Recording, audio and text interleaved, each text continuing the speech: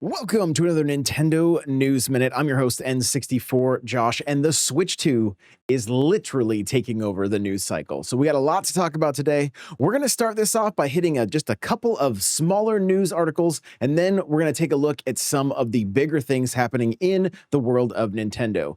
So before we jump into it, if you're watching on YouTube, make sure to hit that like button, hit that subscribe button, and ring that bell. Here we go. The live-action Zelda movie has been delayed. And people are kind of upset about this. I've seen a lot of posts on X about why was this shown on the Nintendo Today app and then delayed just a few weeks later, or a month later, whatever the case is. And then also there's a lot of people going, I would love to have seen this on a direct, with Miyamoto or whoever it was coming out and announcing that this movie was going to be a thing also.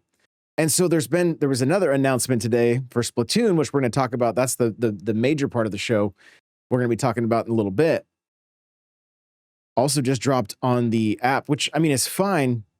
There is a lot of rumors and people hoping that there was going to be or is going to be a direct this week. We just had the Xbox showcase. It really didn't show a whole lot or anything that was coming to Switch 2, which was kind of a surprise. But there is something to talk about on that front as well. We'll get into it. But so the Zelda movie was delayed until the 7th of May of 2027. And so it originally was going to come out on the 26th of March. So it's not a massive delay. And it says it's for production reasons. So we'll just have to, wait a little bit longer to be able to see this. I'm really looking forward to finding out the casting.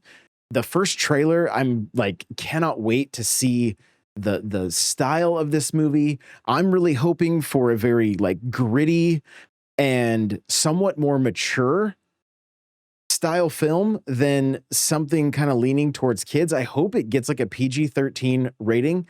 That may not even be possible. And if that isn't possible, is it still going to be worth a watch? I feel like it's going to be in kind of a weird limbo state if it doesn't lean more adult, meaning more for adults. But we'll just have to wait and see. I'd love to hear your thoughts. Let me know in the comments, whether you're on Spotify or YouTube, what you would like to, what you're hoping to see from the Legend of Zelda movie. As of right now, coming out May 7th. Mario Kart is in the news. The Mario Kart World Invitational was announced for Nintendo Live 2025 in Tokyo. And I can't remember if we talked about it during the podcast yesterday or on stream. I know I mentioned it one way or another. There was a tweet that went out on the 9th from Nintendo announcing the Mario Kart World Invitational 2025 tournament taking place at Nintendo Live 2025 Tokyo on October 4th and 5th. More details will be revealed in the future. Now, this is exciting because there is a chance that the tournament feature could be making its way back into Mario Kart World. And I do think there is going to be a drip feed of not only content, but also modes into this game. I kind of think they looked at the overall big picture and said, this is a lot for launch. We're going to drop with this and then slowly add some things in, which I think is good because it's going to keep the game fresh for a longer amount of time. So I have no problem with that. And I really think that is going to happen. I also am of the mind that this invitational is going to be open to anybody. So make sure that you are practicing so that if the opportunity arises and you get to compete in this tournament, that you're putting your best foot forward.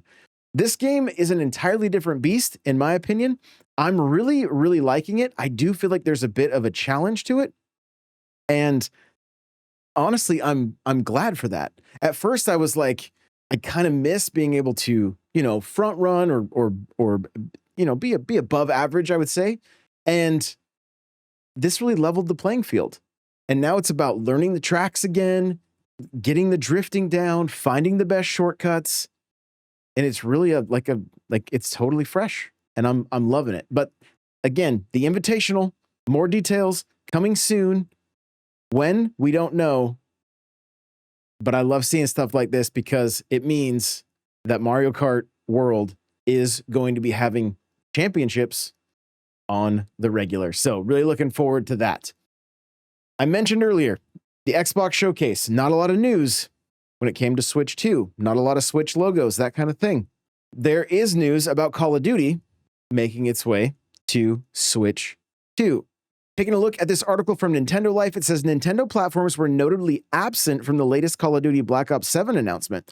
So what exactly is going on here now that the 10-year-old deal has been done and the Switch 2 is officially in the hands of consumers? Although there have been no public updates, according to Kotaku's senior reporter Ethan Gatch, Nintendo and Microsoft still plan to announce something in the future. It's not exactly the most thrilling development, but when Kotaku reached out to Microsoft about this, it was reassured it's still happening. Here's the quote from Microsoft. It says, but what about Switch 2? More than 2 years after the Microsoft and Nintendo entered into an agreement to bring Call of Duty to Switch, nothing has materialized.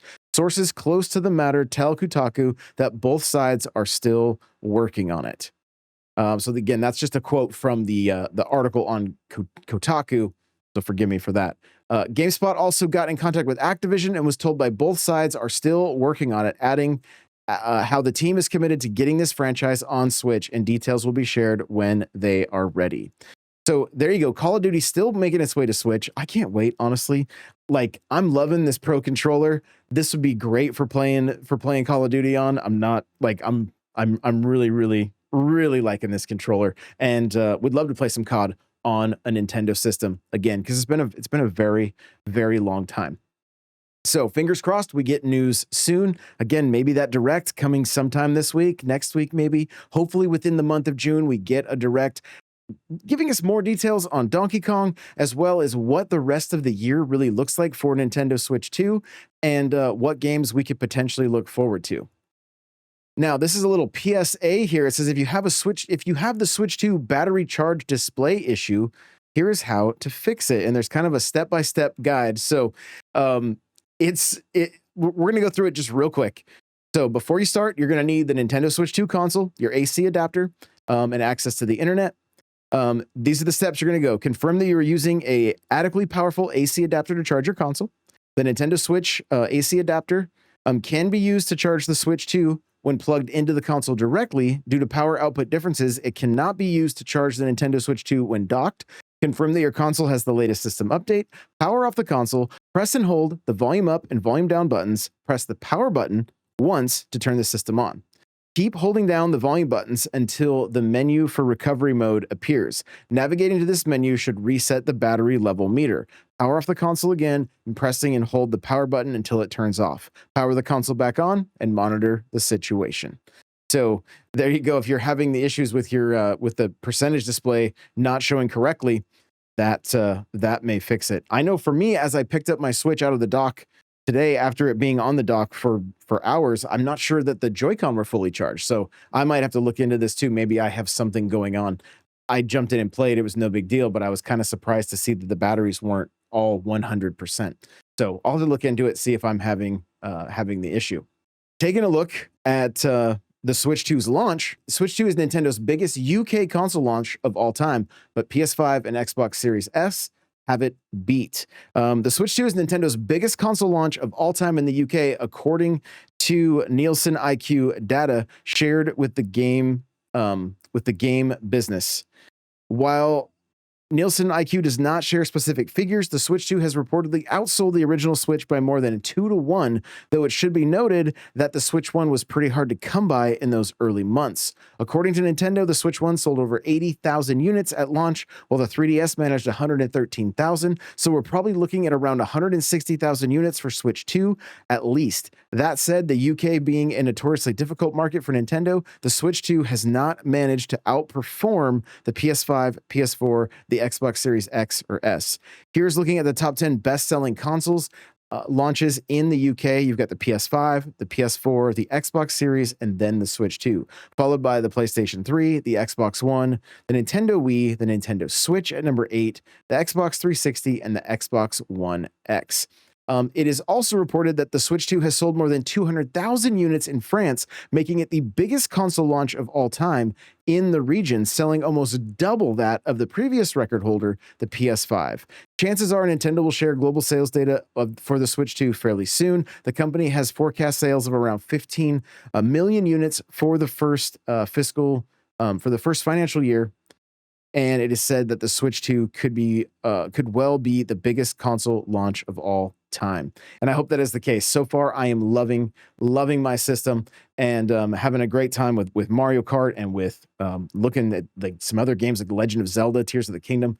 Absolutely gorgeous. I even fired up some of the NSO titles, was playing Game Boy on it on the much bigger screen, and it looks good. It looks so good, and it's just so funny playing those games that were like at times impossible to see without the right lighting, to then have them in perfect view in a much larger screen, handheld. I mean, of course, you can even play them on the TV now, right? So it's one of those things that like younger Josh would have been like, this is crazy. This is crazy, and I'm loving every minute of it.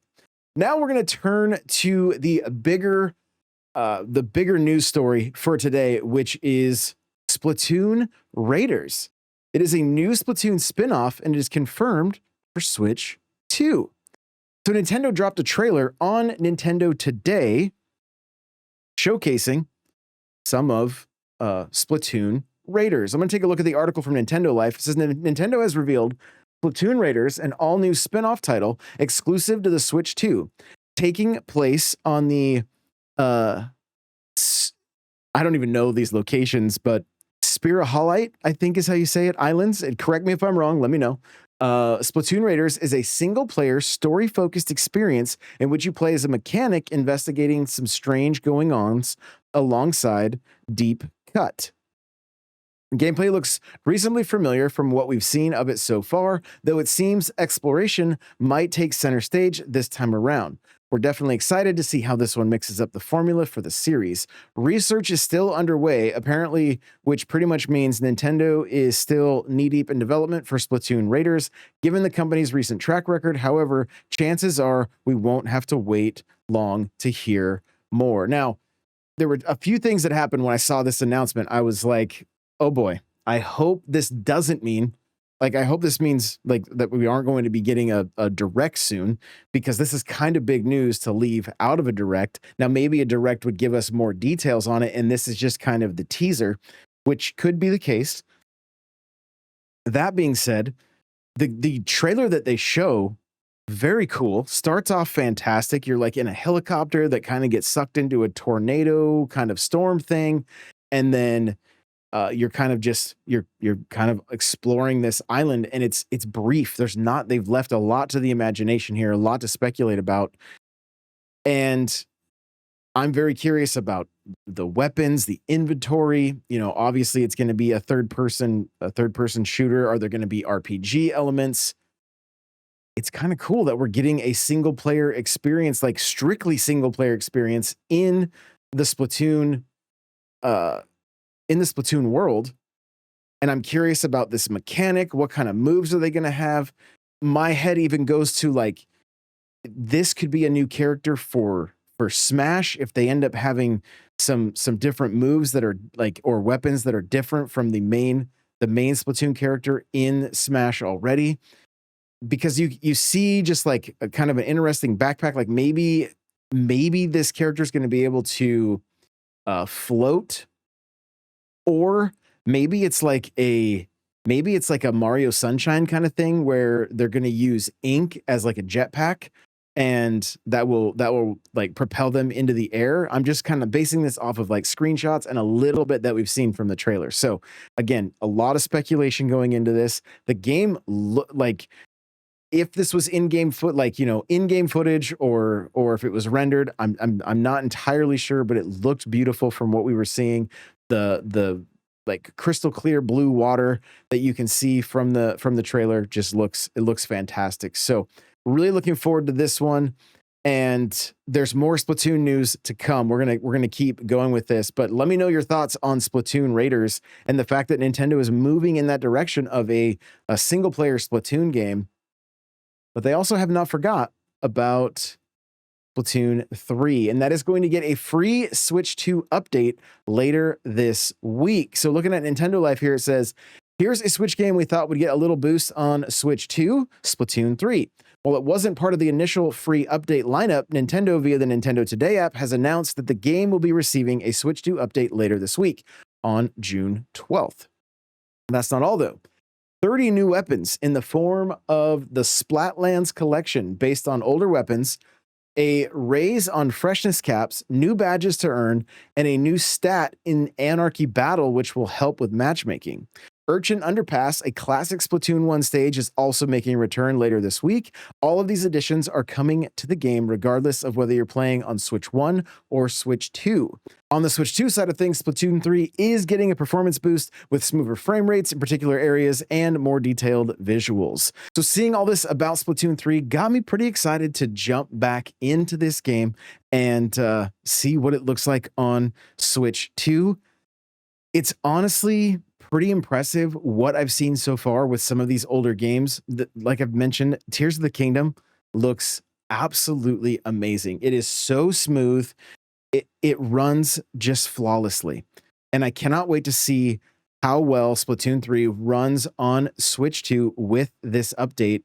And I've been very curious about this series and what Nintendo has planned. I feel like it is one of their staple IPs now, and something that we are going to see on the regular. It looks like, you know, getting one new stage and 30 new weapon variants, I would say, not necessarily new weapons. Like, they're not done with this one. They're not done with it yet. And I do think that is a good thing. I'm hoping to jump back in. I would love to get to the point where I'm honestly playing this game like once a week at minimum, just to try to keep my chops up, because it is an incredibly fun game. It's just between this and between Splatoon and Mario Kart and Smash, you know, and then trying to get some single player games in as well. Like it's tough to juggle it all, but Splatoon is a fantastic game, and I'm really looking forward to seeing how it runs on Switch 2. So that is going to do it for today's episode of Nintendo News Daily. Thank you guys so much for watching and or listening. I am going to get back in the routine of getting these out daily. I am doing the live show at around 8 p.m. Eastern because that's just easier with scheduling, and it allows me to stream some Mario Kart with you guys starting at or around 6 p.m. just depending on my schedule. So if you want to get in on some Mario Kart World, make sure to jump into the streams at 6 p.m. Eastern, 3 p.m. Pacific. If you're missing streams and you want to make sure you get notified, you can grab one of the roles in Discord that will allow you every time I upload a YouTube video and every time I go live, so that you don't miss any of the shows and or live streams. Again, thank you guys so much for listening, and we'll see you in the next one. Bye now.